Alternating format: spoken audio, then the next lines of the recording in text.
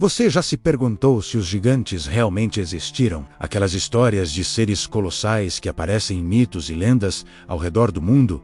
Será que são apenas ficção? E se eu te dissesse que um dos livros mais antigos e influentes da humanidade, a Bíblia, fala abertamente sobre eles? Prepare-se, porque hoje vamos mergulhar fundo em um dos maiores mistérios bíblicos, a verdadeira história dos gigantes e o segredo por trás dos nefilins. Vamos começar em Gênesis capítulo 6. É aqui que encontramos a primeira e mais chocante menção a esses seres. O texto diz: naqueles dias havia nefilins na terra, e também depois, quando os filhos de Deus possuíram as filhas dos homens, as quais lhes deram filhos, estes foram os valentes, os homens de renome, que houve na antiguidade.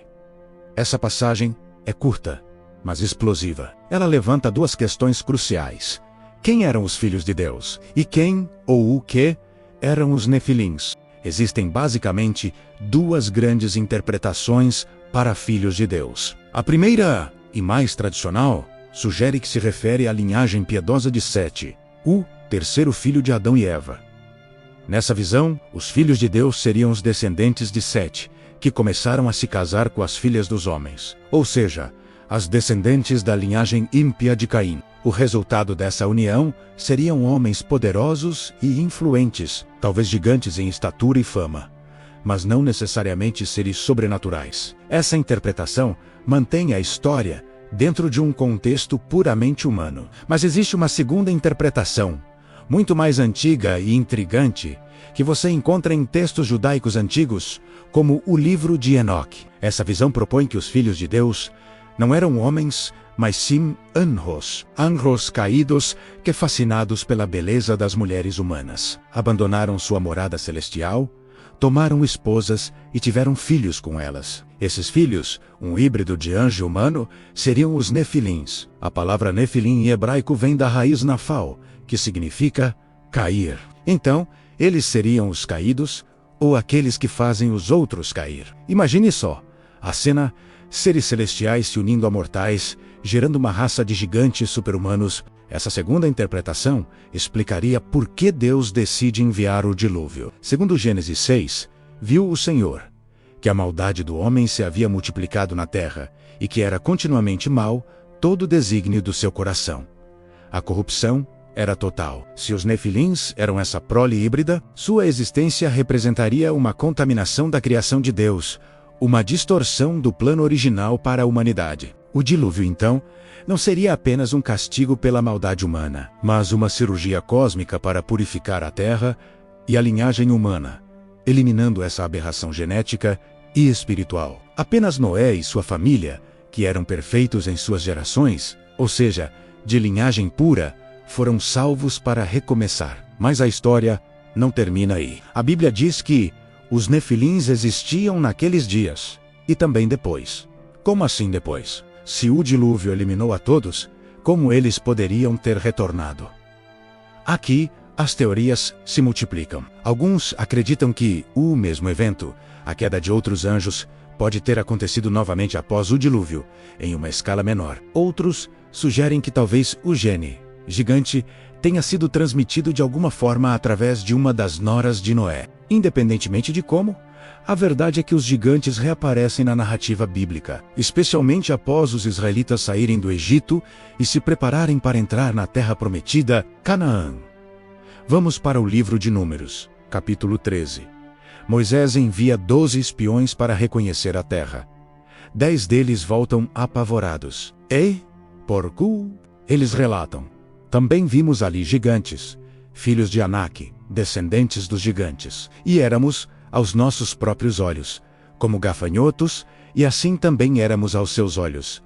Eles viram os Anaquins, uma tribo de gigantes, e se sentiram tão pequenos e insignificantes que o medo paralisou uma nação inteira por 40 anos.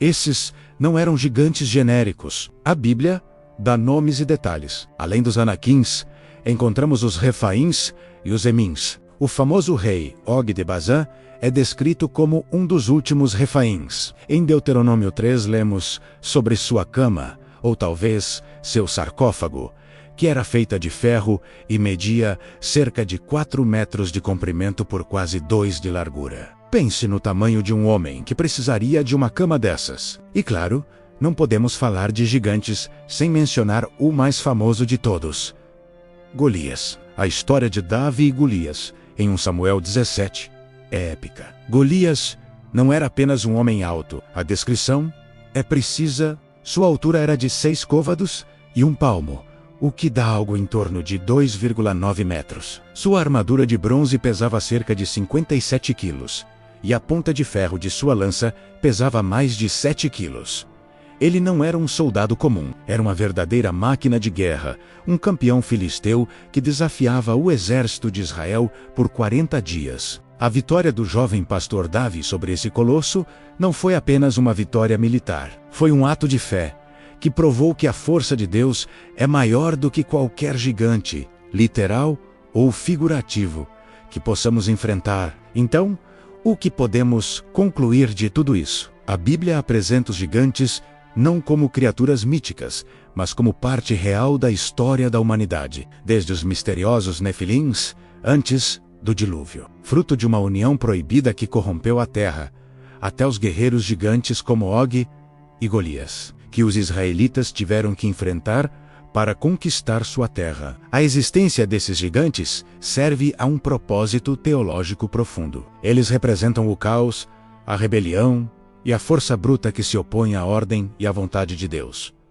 A corrupção dos Nefilins justifica a necessidade drástica do dilúvio. O medo dos gigantes em Canaã se torna um teste de fé para o povo de Israel. E a derrota de Golias, pelas mãos de Davi, se torna um símbolo eterno de que a fé em Deus pode superar obstáculos aparentemente intransponíveis. A arqueologia ainda não encontrou um esqueleto de 3 metros de altura com uma etiqueta dizendo Golias, e talvez nunca encontre. Mas a consistência dos relatos bíblicos, combinada com lendas de gigantes em praticamente todas as culturas antigas ao redor do globo, nos faz pensar, dos titãs gregos aos Yotanes nórdicos, a memória de uma raça de gigantes parece estar gravada no DNA da nossa consciência coletiva. Seriam os Nefilins o elo perdido que explica essas lendas universais? Seriam eles uma lembrança distorcida de uma verdade antiga, registrada de forma mais clara nas páginas da Bíblia? A história dos gigantes bíblicos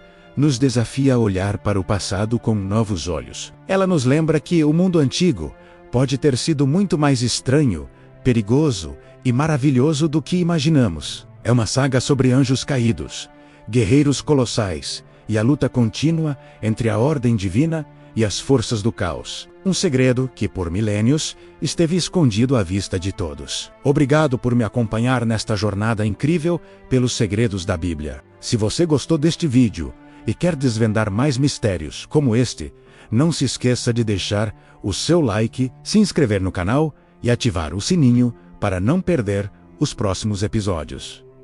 Deixe nos comentários o que você acha sobre os Nefilins. Eram híbridos de anjos ou apenas homens poderosos? Eu adoraria saber sua opinião. Até a próxima!